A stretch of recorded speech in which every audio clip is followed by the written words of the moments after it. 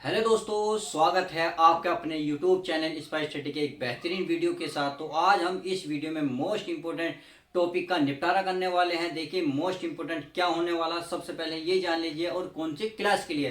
तो सबसे पहले क्लास जरूरी है, तो क्लास 10th है जिसका चैप्टर का नाम है त्रिभुज अर्थात ट्रायंगल की एक्सरसाइज है 6.3। इसकी जो सवाल नंबर है हमने 2 लिया है। इससे पहले सवाल नंबर 1 के जितने भी पॉइंट थे हमने सारे कवर कर लिए थे वीडियो 1 और 2 में। तो चलिए आज ये वीडियो नंबर 3 है इस चैप्टर की। तो इसमें क्वेश्चन मोस्ट इंपोर्टेंट है, देखिए सबसे ज्यादा इंपोर्टेंट है, अर्थात ये क्वेश्चन ही सबसे अलग है। अब देखते हैं इस क्वेश्चन को पढ़ के फिर समझते हैं, ताकि आपको जो डाइवेशन है वो समझ में आ जाए। पहले आपको क्वेश्चन छोटे छोटे करके पढ़ना पड़ेगा, ताकि छोटे छोटे समझ के आप पूरे क्वेश्चन को कवर कर ले। तो चलिए क्वेश्चन की शुरुआत करते हैं। क्वेश्चन पढ़ते हैं आकृति में, अर्थात हमारे पास सामने एक डायग्राम है। इस डायग्राम को बड़े ध्यान से देखना है। अब कह रहा है त्रिभुज ओ सी ओ डी सी त्रिभुज ओ बी ए क्या है, समरूप। ये समरूप का निशान है। देखिए ओ डी सी इस मतलब इस वाले ऊपर वाले त्रिभुज की बात कर रहा है, तथा ओ बी ए इस त्रिभुज को, अर्थात इन दोनों त्रिभुज को क्या कर रहा है, ये आपस में समरूप है। अब कह रहा है देखिए यहाँ त्रिभुज का निशान है और यहाँ देखना है ट्रायंगल, अर्थात एंगल की बात कर रही है। एंगल अर्थात कोण बी ओ सी 125 बी ओ सी। देखिए इसमें पता कैसे चले कोण 125 कहाँ मिलेगा, बी पे, सी पे या ओ पे। तो मैंने कई वीडियो में बताया जो कोण बीच में होता है, जो नाम बीच में होता है उस पे मिलेगा ये।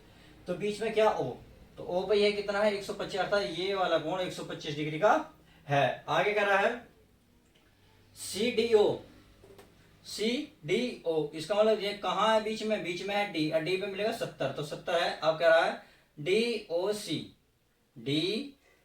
सी इसका मतलब देखिए बीच में क्या दिया है ओ, तो इसका मतलब ये वाला एंगल हमसे बूझ रहा है। तथा डी सी ओ बीच में क्या सी, इसका मतलब ये वाला भी एंगल हमसे बूझ रहा है। तो अब आगे क्या बूझ रहा है, आगे भी एक और बूझा है कौन, ओ ए बी इसका मतलब ये वाला एंगल भी बूझ रहा है। तो हमसे इसमें 3 कोण बूझे हैं। देखिए तीनों कोण बहुत ही इजी हैं, बहुत ही सिंपल तरीके से कराने वाला हूं। कैसे, सबसे पहले स्टार्टिंग करते हैं।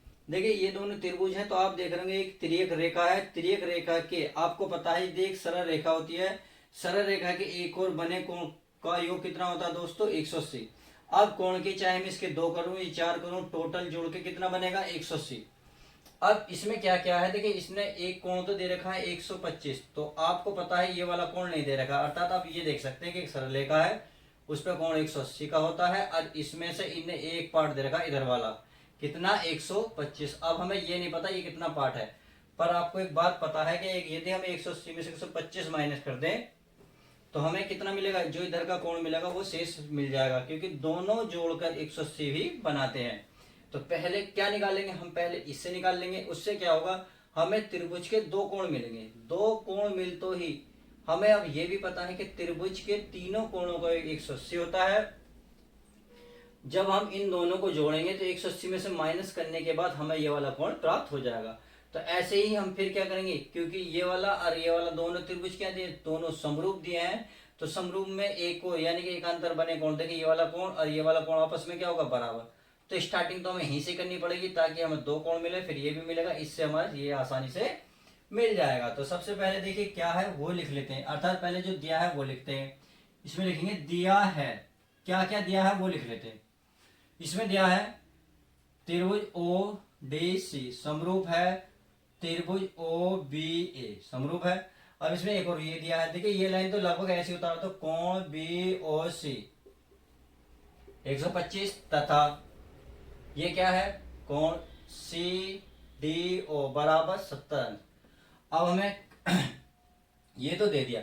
अब हमें क्या है, एक सरल रेखा है, सरल रेखा के एक और बने कोण कितना होता है 180, अच्छा कौन कौन था कोण बी ओ सी।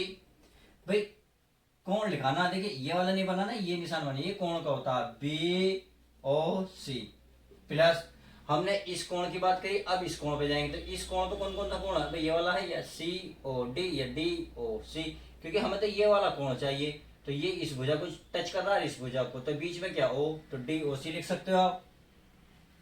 कोण DOC बराबर 180। अब हमने 180 क्यों लिखा, ये आपको पता होना चाहिए, या इसमें आपको देखो रीजन लिखना ही होगा। ये होगा सरल रेखा, सरल रेखा पर बना कोण, बना कोण।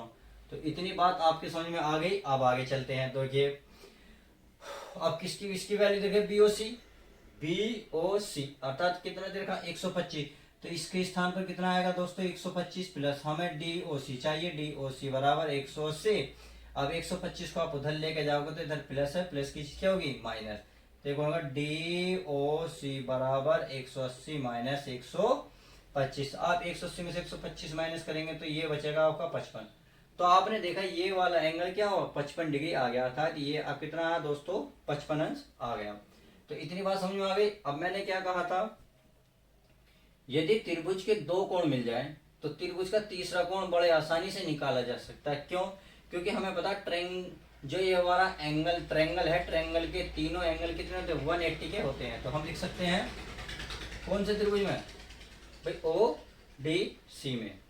तो कोण कौन सा, कोण O, या आप ऐसे लिख सकते हो भाई, इसे बीच में रखना तो COD कर लो भाई, CDO प्लस इसे बीच में रखा, इसे बीच में रखा DCO कर लो, कोण DOC प्लस अब C को बीच में रखना तो COD, कोण C, कौन सा C बीच में रखना ना OCD बराबर कितना 180। क्यों, क्योंकि यहां लिख सकते हो त्रिभुज के अंतः, त्रिभुज के तीनों अंतः कोणों का योग, तीनों अंतः कोणों का योग, कोणों का योग कितना होता है दोस्तों 180 होता है। हमने लिखा त्रिभुज के अंदर जो कोण होंगे तीनों का योग 180 होगा।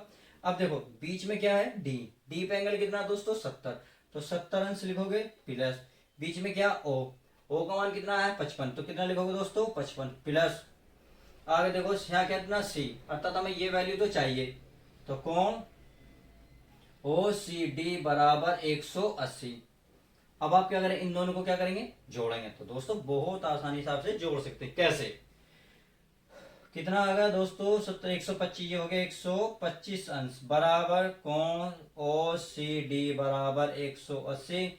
अब 125 को क्या करोगे उधर लेके जाओगे तो ये क्या होगा माइनस हो जाएगा, अर्थात ये हो जाएगा आप DOC भी लिख सकते हो, ये बीच में ही रहना है, सॉरी C रहेगा बीच में CD। चलिए ये लिख देता हूं मैं, कोई दिक्कत नहीं। OCD बराबर 180 माइनस 125, तो कितना बचा दोस्तों 55। तो आपने देखा ये कोण कितना आया दोस्तों 155, यानी कि 70 55, और ये भी कितना बन गया, ये भी 55 बन गया। अब इसमें देखिए भुजा क्या क्या, पहले ये चेक कर लेते हैं। इसने भैया DOC, देखो DOC क्या मिलाकर में DOC ये रहा, तो इसका मतलब DOC तो हमें मिल चुका, कितना आया था दोस्तों ये आया था 55, अर्थात इसमें 55 अंश भुजा पहली वैल्यू। अगला क्या भुजा, अगला भुजा है ना DCO, तो मैं यही तो लिख रहा था DCO बराबर 55 अंश। तो आपने इसकी वैल्यू कितनी निकाल कर लाए 55 अंश। तो आई होप क्वेश्चन के जो फर्स्ट और सेकंड पॉइंट थे क्लियर हो गए। अब तीसरा पूछता है, तीसरा है OAB, इसका मतलब जो बीच में लिखा ना A, अर्थात A का एंगल क्या होगा। अब हमें पता है क्योंकि दोनों त्रिभुज क्या है समरूप है, तो त्रिभुज के समरूप तिर्यक रेखा ये ऐसे है, तो इधर बनने वाले कोण और इधर बनने वाले कोण आपस में क्या होंगे बराबर। तो आपने देखा तिर्यक रेखा है, तिर्यक रेखा इधर कोण 55, तो इधर ये भी क्या होगा 55, तो ये तो बहुत आसानी से निकाला जा सकता है। तो आप यहां भी लिख सकते हैं कोण A बराबर किसके होगा कोण C के, क्योंकि आप रीजन लिख सकते हैं कि तिर्यक रेखा के बनने और तिर्यक रेखा के या संगत कोण, क्या संगत कोण आपस में बराबर होते हैं।